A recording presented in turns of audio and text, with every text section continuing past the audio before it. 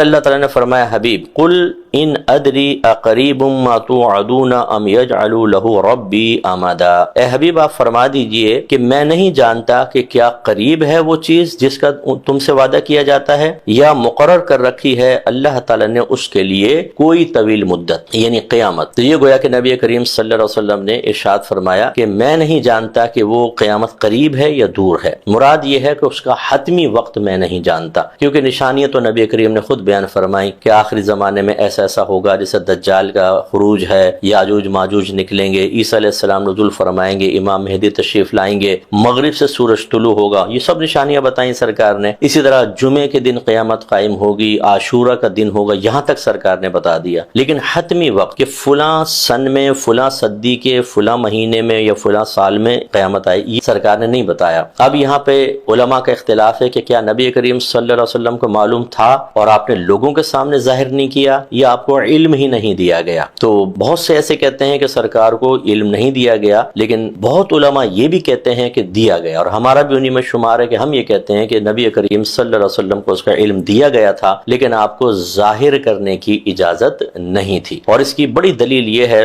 کہ اللہ تعالیٰ نے ارشاد فرمایا کہ ان علینا بیانا، کہ بے شک ہمارے ذمہ کرم پر ہے اس قرآن کا بیان۔ یہ نبی کریم صلی اللہ علیہ وسلم سے اللہ تعالیٰ خطاب فرماتا ہے کہ حبیب، اس سے پیچھے جو آیات آ رہی ہیں کہ اس قرآن کو آپ کے سینے میں محفوظ کرنا ہمارا ذمہ ہے، اور پھر ثم ان علینا بیانا، اور پھر اس کو بیان کرنا بھی ہمارے ذمہ کرم پر ہے۔ اور بیان کا مطلب یہ ہے کہ اس قرآن کی جو بھی آیت نازل ہوتی ہے آپ کے سینے میں ہم محفوظ بھی کریں گے، اور اس کے بارے میں جتنے اس کے لطائف ہیں، نکات ہیں، علوم ہیں، وہ بھی ہم آپ کو عطا کریں گے۔ اس کا مطلب ہے جب قیامت کی آیات اللہ تعالیٰ نے اپنے حبیب کے سینے میں محفوظ فرمائی تو اس کا مکمل بیان بھی فرمایا، تو اس کے اندر یقینی سی بات ہے کہ پھر حتمی علم بھی شامل ہو سکتا ہے۔ یقینی چیز نہیں ہے، لیکن نبی کریم صلی اللہ علیہ وسلم کے فضائل و کمالات پر نگاہ رکھی جائے، اور وہ صاحب قرآن ہیں، سمجھانے والا اللہ تعالیٰ ہے، نقاط ظاہر کرنے والا اللہ تعالیٰ ہے، تو یہ حسن ظن ہے کہ اللہ تعالیٰ نے اپنے حبیب کو اس کا علم بھی دیا لیکن اس کو ظاہر کرنے کی اجازت نہیں دی۔ تو یہ بہرحال اس میں ایک اختلاف تھا، میں نے ذکر کیا، تو جو عقیدہ انسان رکھے، لیکن زیادہ بہتر یہ ہے کہ یہ عقیدہ کہ آپ کو علم دیا گیا لیکن اس کو ظاہر کرنے کی اجازت نہیں تھی۔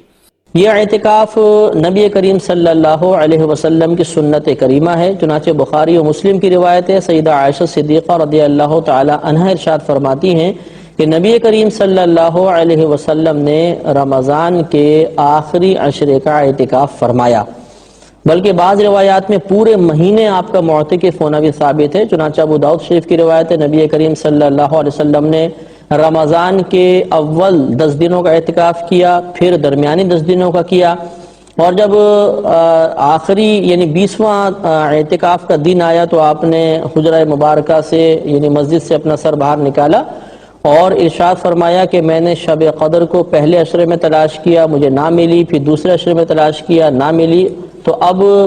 وہ مجھے بتایا گیا ہے کہ وہ شب قدر رمضان کے آخری عشرے میں ہے، تو جو میرے ساتھ اعتکاف کرنا چاہے وہ اعتکاف کر لے۔ تو یقیناً آپ کی اس دعوت پر کثیر صحابہ کرام نے آپ کے ساتھ اعتکاف فرمایا۔ تو اس سے معلوم ہوا کہ نبی کریم صلی اللہ علیہ وسلم اپنی حیات طیبہ میں اعتکاف فرماتے رہے ہیں، اور اسی روایت سے اجتماعی اعتکاف کا ثبوت بھی حاصل ہوا کہ نبی کریم صلی اللہ علیہ وسلم کی دعوت پر صحابہ کرام نے آپ کے ساتھ اعتکاف کیا، تو یہ ایک اجتماعی اعتکاف کی صورت بن گئی تھی۔ لہٰذا اجتماعی اعتکاف جیسے بہت سے لوگ کرتے ہیں یہ بالکل جائز ہے اور سنت سے ثابت ہے۔ اعتکاف ایک بہت اچھی عبادت ہے اور اس میں اللہ تبارک و تعالی نے بہت ثواب رکھا ہے۔ چنانچہ ابو داؤد شریف کی روایت ہے نبی کریم صلی اللہ علیہ وسلم ارشاد فرماتے ہیں کہ جس نے رمضان کے آخری 10 دنوں کا اعتکاف کیا تو اللہ تبارک و تعالی اسے 2 حج اور 2 عمروں کا ثواب عطا فرمائے گا۔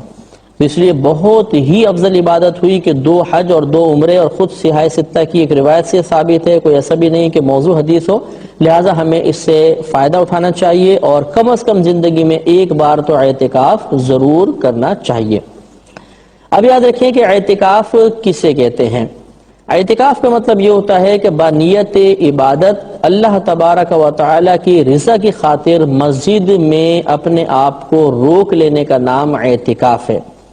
تو معتکف وہی شخص ہوتا ہے جو اللہ کی رضا کی خاطر عبادت کی نیت سے مسجد میں اپنے آپ کو 10 دن تک روکے رکھتا ہے، تو یہ اعتکاف سنت موقعہ ہوتا ہے، وہ معتکف کہلاتا ہے اور اس کو یہ ثواب وغیرہ حاصل ہوگا۔ اس اعتکاف کے لیے جامع مسجد ہونا، یعنی جس مسجد میں جمعہ ادا کیا جاتا ہے ایسی مسجد کا ہونا شرط نہیں ہے۔ لہذا یہ ایسی مساجد میں بھی ہو سکتا ہے جہاں پر جمعے کے علاوہ جماعت قائم ہوتی ہو، جمعہ قائم نہ ہوتا ہو، بلکہ فقہا نے حالات زمانہ کو دیکھ کے ارشاد فرمایا، جسے رد المحتار میں فتاوی شامی جس کو کہتے ہیں، علامہ ابن عابدین رحمۃ اللہ علیہ نے لکھا کہ اب اس میں مزید آسانی یہی ہے کہ لوگ ہر قسم کی مسجد میں اعتکاف کر سکتے ہیں، چاہے اس میں جماعت باقاعدہ ہوتی ہو یا نہ ہوتی ہو۔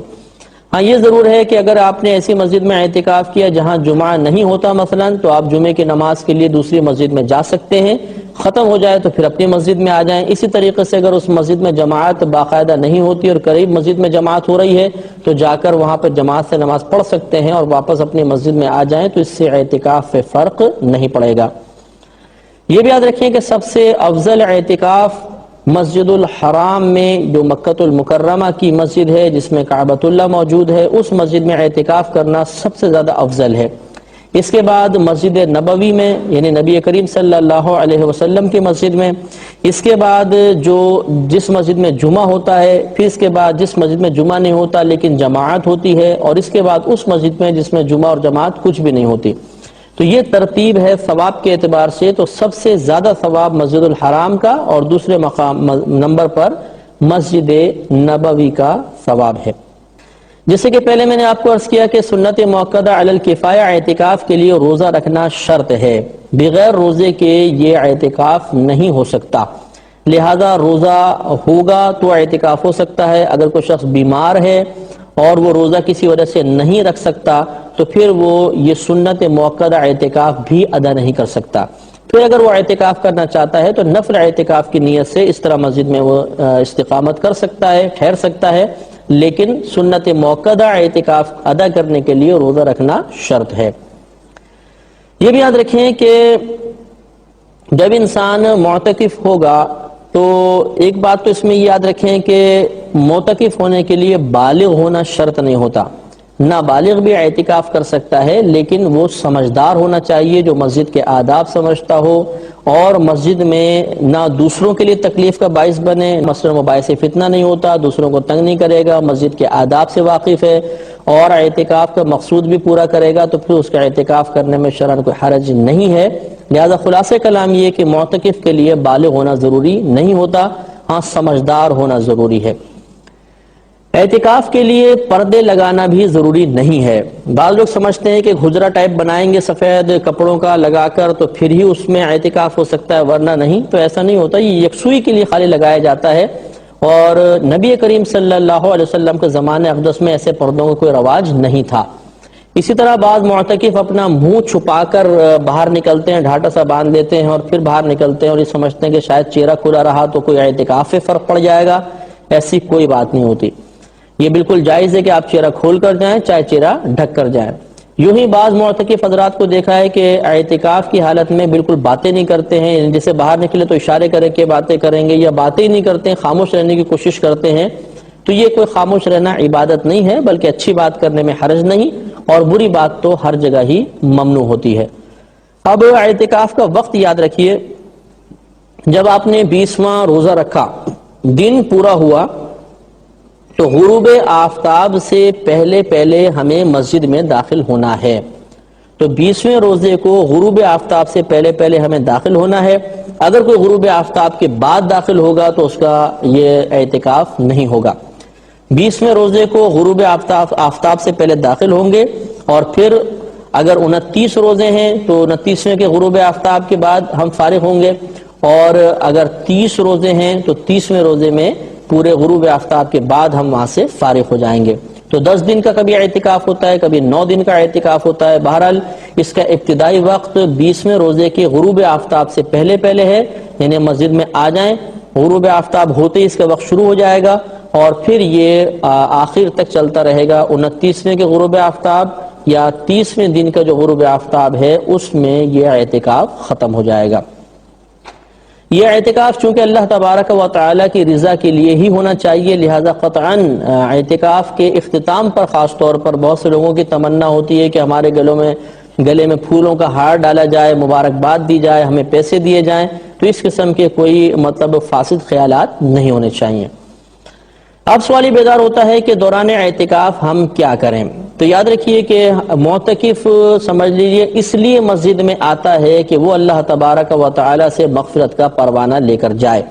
لہذا معتکف حضرات کو چاہیے کہ وہاں پر سونے کی کثرت کرنے سے بہتر یہ ہے کہ اپنے اوقات کو تقسیم کر لیں، مختلف عبادات کے لیے ڈیوائیڈ کر لیں،